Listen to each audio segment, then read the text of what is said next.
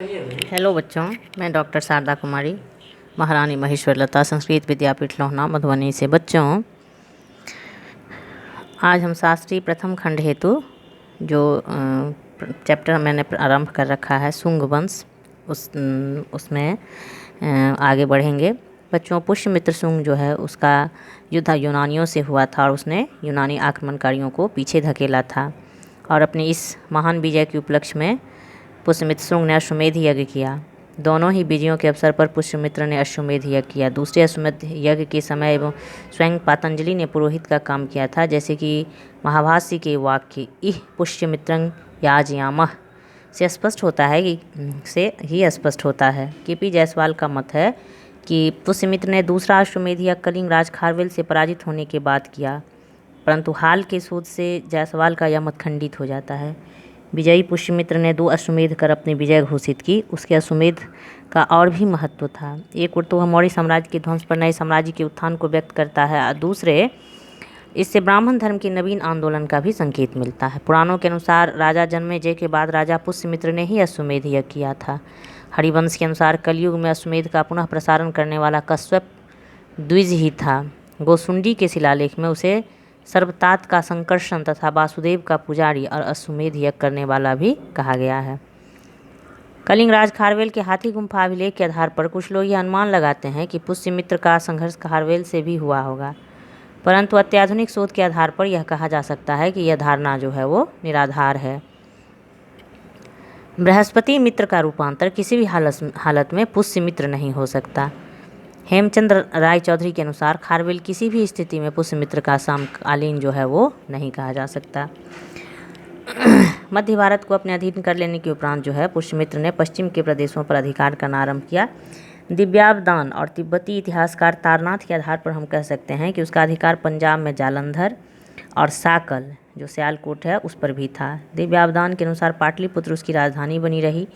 अयोध्या के एक मंदिर के शिलालेख में दुर्यश्वमेध याजी पुष्यमित्र का उल्लेख है और कौशल प्रदेश के राजा धनदेव की चर्चा है जो उसके वंश की 6ठी पीढ़ी में था। पुष्यमित्र का पुत्र अग्निमित्र विदिशा का गुप्ता अथवा राज्यपाल था और वीरसेन नर्मदा प्रदेश का प्रशासक था। पाटलिपुत्र, अयोध्या और विदिशा नामक नगरों से उसके राज्य की सीमाओं पर प्रकाश पड़ता है।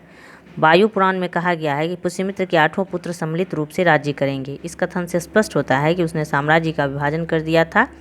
पतंजलि के अनुसार एक सभा शासनकार्य में पुष्यमित्र का हाथ बटाती थी। उसने मगध के समीप समस्त प्रदेश अपने अधीन किया और अपने साम्राज्य के पश्चिमी प्रदेशों पर दृढ़ शासन की स्थापना के अभिप्राय से उसने प्रमुख नगरी विदिशा को अपनी दूसरी राजधानी घोषित किया हुआ था। अग्निमित्र को उसने अपने प्रतिनिधि के रूप में अवंती का शासक नियुक्त किया। कालिदास के अनुसार नर्मदा तक के दक्षिणी राज्य उसके साम्राज्य में थे। वायु पुराण का उपयुक्त कथन स्वीकार करने के बाद भी यह स्मरण रखना चाहिए कि वह स्वयं समस्त साम्राज्य पर नियंत्रण रखता था और उसके पुत्रगण प्रदेशों पर उसके प्रतिनिधि के रूप में शासन करते थे। बच्चों, जो पुष्यमित्र शुंग था वो वैदिक धर्म अथवा ब्राह्मण धर्म का समर्थक था। दिव्यावदान के अनुसार वह बौद्ध धर्म के प्रति असहिष्णु था। उसने साकल में प्रत्येक बौद्ध भिक्षु के मस्तक के लिए सोने की 100 दीवारें देने की घोषणा की। तारनाथ भी उसकी बौद्ध विरोधी होने की पुष्टि करता है और उसने उसे बौद्ध विहारों को नष्ट करने वाला कहा है। दिव्यावदान और तारनाथ का कथन पक्षपात से मुक्त नहीं था। पुष्यमित्र एक कट्टर ब्राह्मण था, फिर भी साकल में उसकी नीति को हम यूनान विरोधी कह सकते हैं, बौद्ध विरोधी नहीं। विदिशा के निकट जो भरहूत है उसमें उसने दान द्वारा अनेक बौद्ध स्तूपों का निर्माण होने दिया। यह उसकी धार्मिक सहिष्णुता का ही परिचायक है। भरहूत के एक सुगनम राज शिलालेख में लिखा है कि ये स्तूप शुंगों के राज्य में थे। भरहूत का यह लेख जो है वो निश्चित रूप से दिव्यावदान की कहानी के विरुद्ध जान पड़ता और पुष्यमित्र का तथाकथित असहिष्णुता जो है उसको वो निर्मूल करता है। यह सही है कि ब्राह्मण धर्म का समर्थक और संरक्षक था, किंतु बौद्धों के साथ भी उसके व्यवहार जो है वो सद्व्यवहारपूर्ण थे। पुष्यमित्र की गणना भारत के बच्चों महान शासकों में होती है। उसने भारत की सेवा उस समय की जब देश पर जो है निरंतर यवनों का आक्रमण हो रहा था। यवनों ने कुछ प्रदेशों पर अधिकार भी कर लिया था। उसने यवनों के प्रभाव से देश को मुक्त किया और ब्राह्मण धर्मावलंबी होते हुए भी वह जो है उदार धार्मिक नीति का समर्थक था। वह उच्च कोटि का सैनिक और सेनापति था। अपनी योग्यता के बल पर उसने नए राजवंश की स्थापना की और साम्राज्य विस्तार के कार्य में पूर्णतः सफलता भी पाई।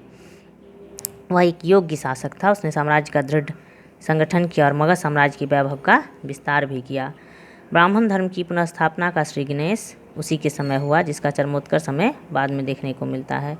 पातंजलि और कालिदास ने शुंग काल में परिषद होने की चर्चा की है, परंतु यह परिषद कैसी थी इसका स्पष्ट ज्ञान जो है वो नहीं मिलता है। न्याय परिषद या मंत्री परिषद का रूप क्या था यह कहना कठिन है। मालविकाग्नि मित्र अंक 1 के अनुसार राजव्यवस्था के अंतर्गत मंत्री परिषद एक महत्वपूर्ण संस्था थी। यह संस्था युवराज की सहायता भी करती थी। विदेश नीति से संबद्ध जटिल समस्याओं पर मंत्री परिषद या अमात्य परिषद में विचार भी होता था।